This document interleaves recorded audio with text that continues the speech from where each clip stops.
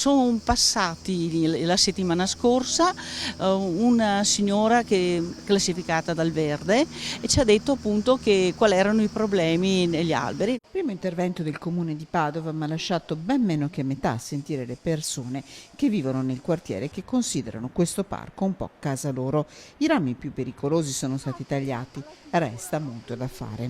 Sono venuti il pomeriggio, hanno tagliato i due tronchi, però di quello che poteva essere anche il resto che cascante non è stato guardato. L'esempio più lampante è proprio quel ramo che vediamo in fondo alla strada che manco è stato toccato. No, quello là è caduto con il primo temporale, appunto gliel'abbiamo anche segnalato che c'erano anche dei rami, è stata raccolta una parte e l'altra parte, quella più grossa, diciamo, è rimasta. Per non parlare delle erbacce mai sfalciate sinora.